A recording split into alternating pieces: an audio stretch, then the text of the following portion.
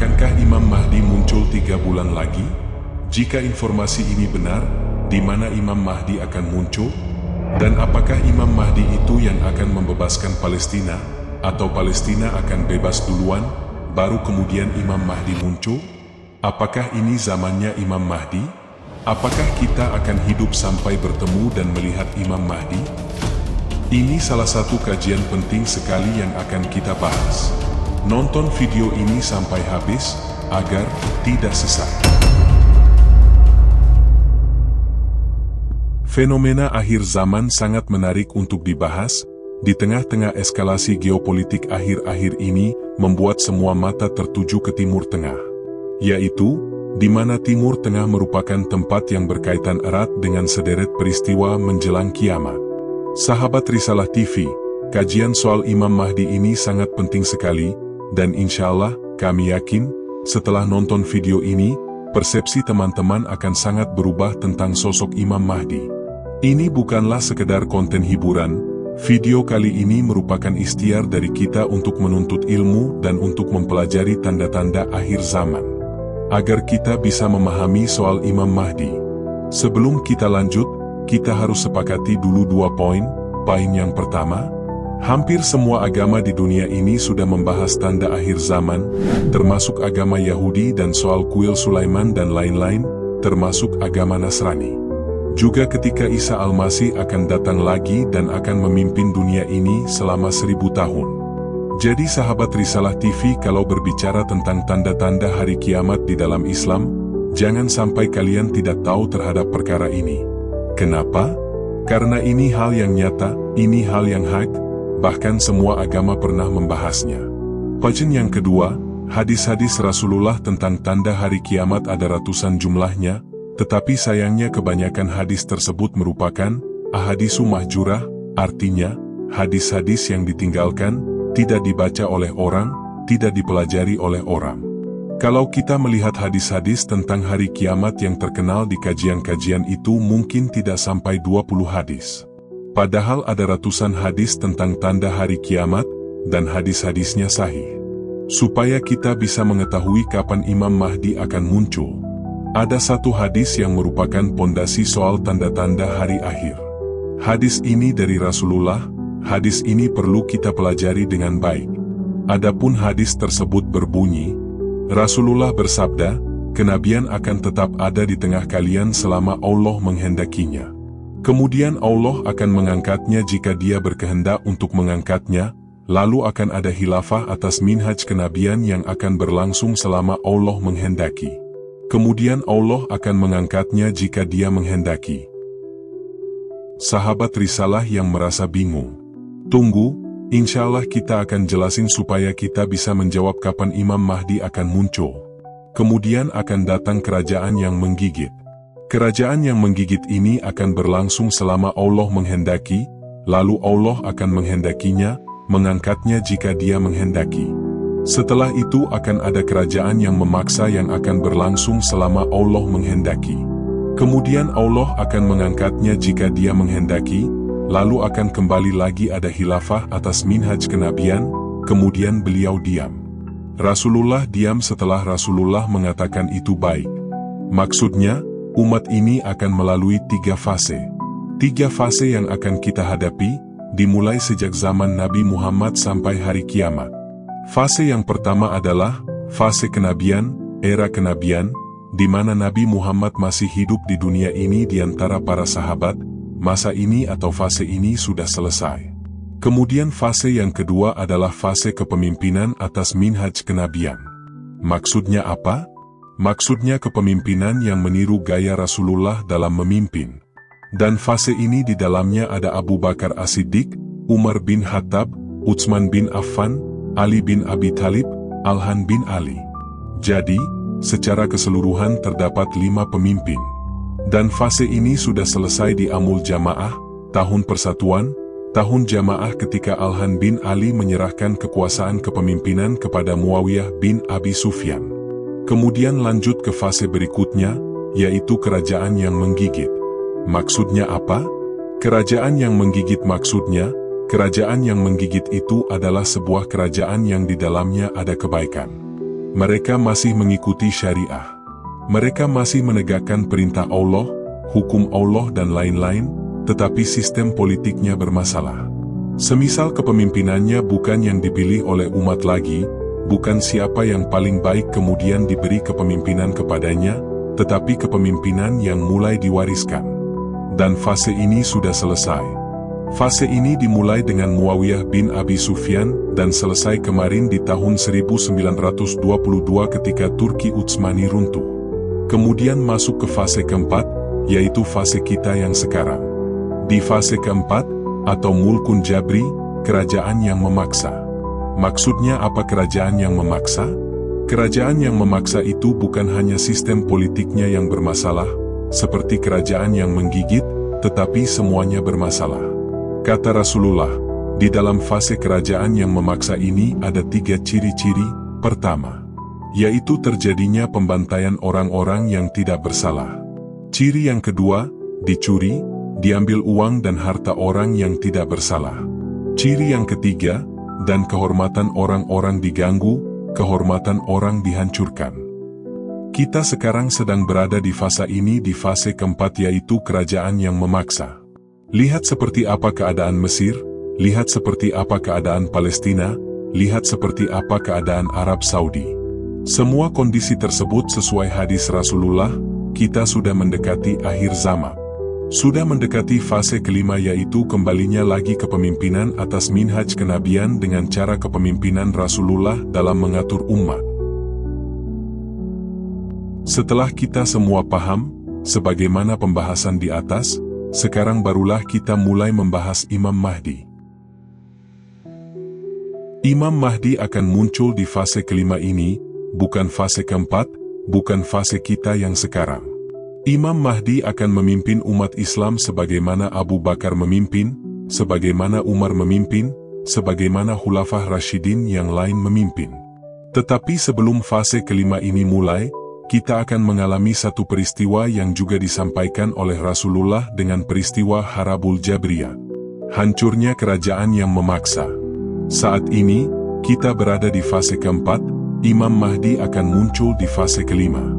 Antara fase keempat dan fase kelima ini ada satu peristiwa penting, yaitu Harabul Jabriyah. Hancurnya kerajaan yang memaksa.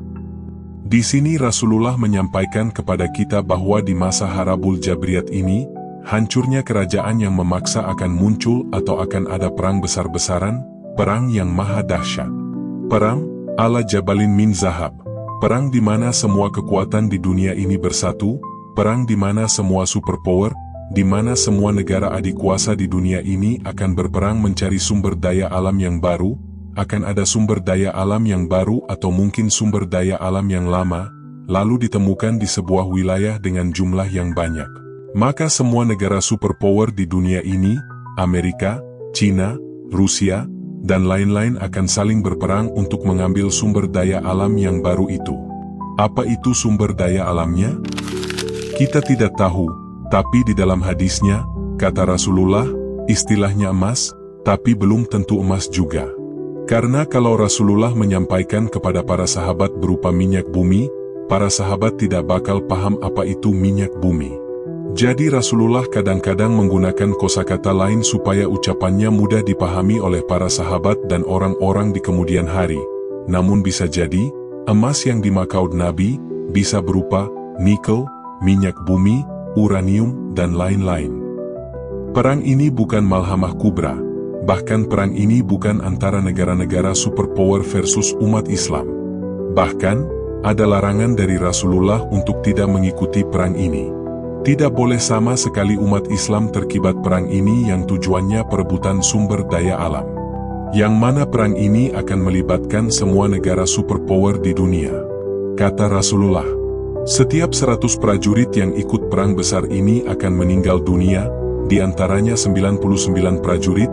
Coba bayangkan, yakni 99% dari prajurit yang ikut perang ini akan mati.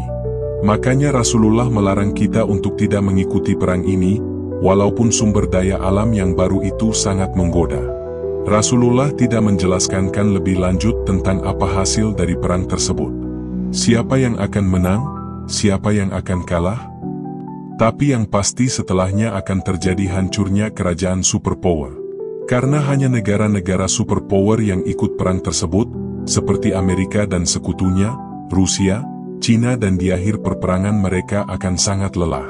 Mereka akan sangat capek setelah menyelesaikan perangnya dan mereka akan mulai fokus mengurus diri sendiri.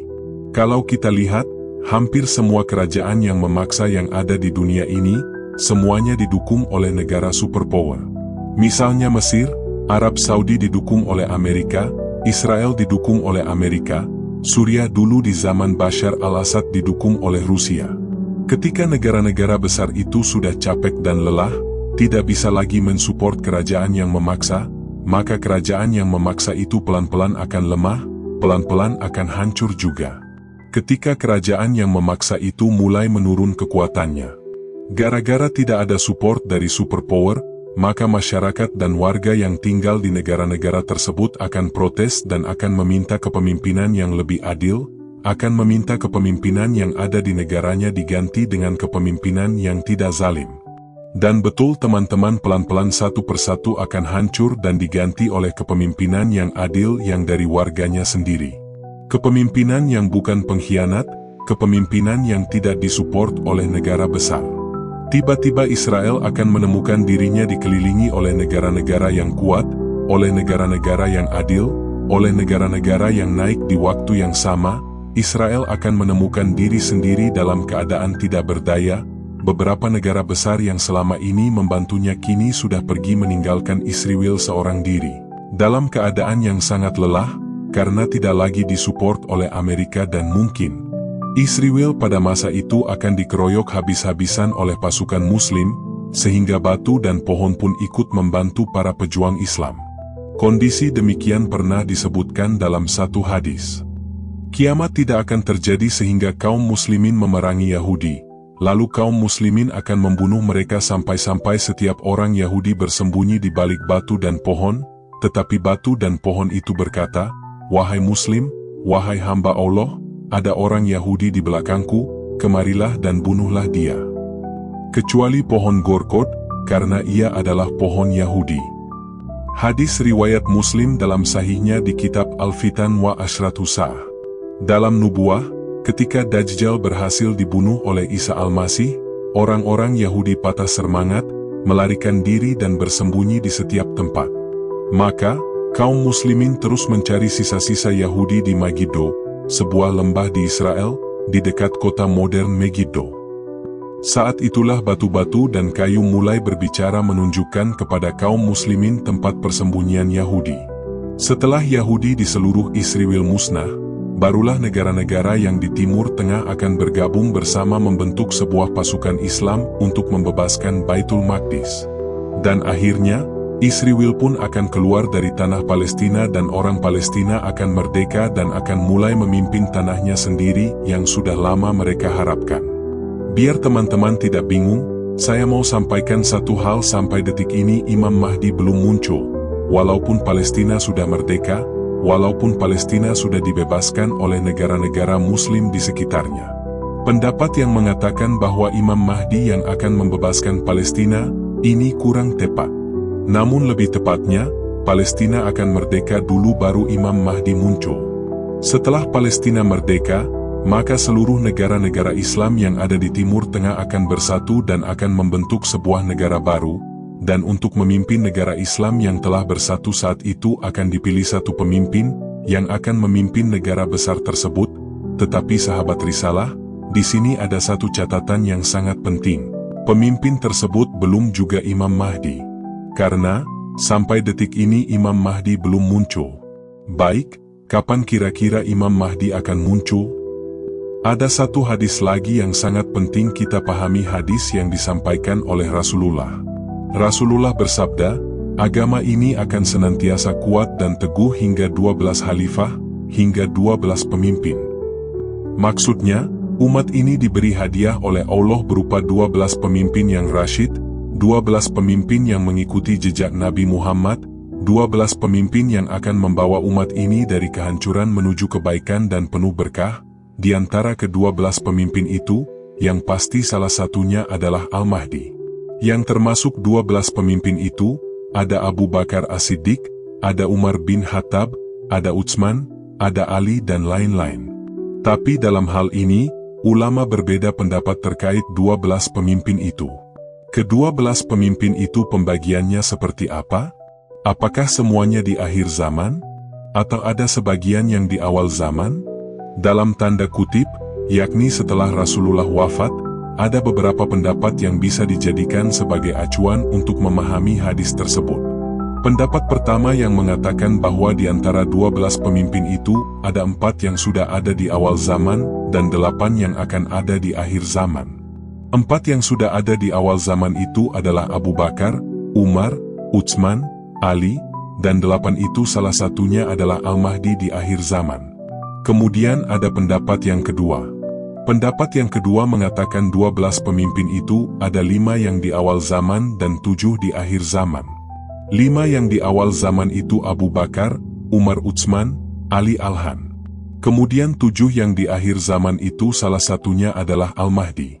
Sementara ada juga pendapat yang ketiga yaitu 12 pemimpin itu, ada 6 yang di awal zaman dan 6 di akhir zaman.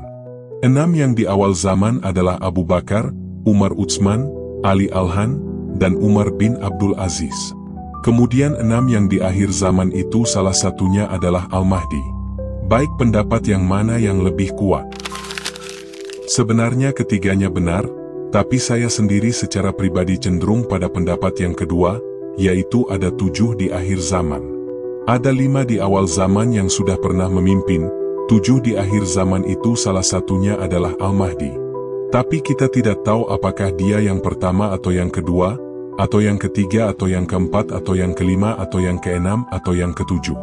Tapi saya secara pribadi berpendapat bahwa Imam Mahdi adalah pemimpin yang ketujuh. Pemimpin yang pertama itu yang tadi kita cerita, memimpin setelah umat Islam sepakat untuk membentuk satu negara baru yang mencakup semua negara yang ada di Timur Tengah itu. Menurut saya, Imam Mahdi adalah pemimpin terakhir dari 7 pemimpin tersebut. Karena di zaman Imam Mahdi, Dajjal akan muncul, Nabi Isa akan turun. Di zaman Imam Mahdi banyak peristiwa penting yang akan terjadi juga. Misalnya kita umat Islam akan damai dengan bangsa Rum. Kedamaian yang tercipta sehingga tidak ada perang lagi dengan bangsa Rum. Kemudian kita akan bersatu dengan bangsa Rum untuk melawan satu musuh yang datang dari belakang kita. Kira-kira ada yang tahu? Karena memang tidak disebutkan dalam hadis Rasulullah, mereka itu siapa? Tapi kita masih bisa tebak. Kemudian setelah umat Islam dan bangsa Rum mengalahkan musuh tersebut, akan ada satu prajurit dari bangsa Rum yang berdiri dan mengatakan, salib telah menang. Kalimat ini akan memicu emosi beberapa prajurit Muslim dan akan terjadi perang lagi antara umat Islam dan bangsa Rum. Saat perang ini terjadi dengan bangsa Rum, tiba-tiba akan ada kabar bahwa ada musuh yang menjajah Konstantinopel. Maka Imam Mahdi akan meminta tolong kepada pasukan umat Islam dari Walad Ishaq, pasukan umat Islam dari segala penjuru, pasukan umat Islam dari Mu'alaf. Mereka akan diperintahkan oleh Imam Mahdi untuk menuju Konstantinopel. Mereka akan masuk Konstantinopel sambil mengucapkan takbir, Allahu Akbar, Allahu Akbar, Allahu Akbar. Musuh yang menjajah dan para tentara yang menguasai Konstantinopel akan takut dan lari langsung. Dan ini pembebasan Konstantinopel yang kedua yang dimaksud oleh Rasulullah dalam hadisnya. Karena di dalam hadis Rasulullah menyampaikan kepada kita bahwa Konstantinopel akan dijajah 2 kali dan akan dibebaskan 2 kali oleh umat Islam. Saat Konstantinopel dibebaskan lagi oleh umat Islam, akan muncul satu kabar di seluruh dunia bahwa Dajjal sudah keluar. Mungkin kita bisa buat kajian lain tentang Dajjal dan seperti apa perangnya melawan Imam Mahdi dan melawan Nabi Isa, dan apa yang akan terjadi setelah Dajjal. Tapi teman-teman kita sudah mengetahui latar belakang cerita Imam Mahdi. Dan kita bisa menjawab beberapa pertanyaan penting yang kita sempat tanyakan di awal kajian. Apakah Imam Mahdi akan muncul 3 bulan lagi? Sepertinya tidak. Apakah Imam Mahdi sudah dekat munculnya? Jawabannya, iya. Secara umum sudah dekat, akan tetapi satupun tidak ada yang tahu persis kapan waktu itu akan terjadi. Karena Amerika masih kuat, Rusia masih kuat, dan banyak negara-negara lain yang masih kuat, banyak perubahan yang belum terjadi. Secara umum sudah dekat, tapi kita tidak bisa memastikan berapa tahun lagi. Mungkin ada yang bertanya juga apakah Imam Mahdi yang akan membebaskan Palestina? Sepertinya enggak juga. Palestina akan bebas duluan, baru Imam Mahdi muncul setelah pemimpin pertama, setelah pemimpin kedua, pemimpin ketiga, pemimpin keempat, pemimpin kelima, pemimpin keenam, baru pemimpin ketujuh itu adalah Imam Mahdi. Beberapa hari yang lalu saya sempat berdiskusi dengan orang yang saya tidak kenal, tapi kita berdiskusi salah satu masalah umat. Dan kata beliau, jangan berharap banyak dari umat ini, tunggu Imam Mahdi muncul dulu untuk mewariskan semua masalah ini. Wah, pemikiran ini bahaya sekali, kita tidak boleh duduk diam di tempat menunggu Imam Mahdi muncul. Untuk menyelesaikan masalah kita harus bergerak, kita harus berikhtiar dan kita harus terus berjuang demi kemerdekaan Palestina dan kemaslahatan umat Islam dunia. Sahabat Risalah TV yang dirahmati oleh Allah. Bismillah, terus perbaiki diri sendiri, terus dekatkan diri sendiri kepada Allah, terus berjuang demi kemaslahatan umat ini, terus bekerja keras teman-teman. Ayo kita mengakhiri kajian hari ini dengan doa kafaratul majelis. Subhanakallahumma wa bihamdik asyhadu alla ilaha illa anta, astagfiruka wa atubu ilaik. Syukran.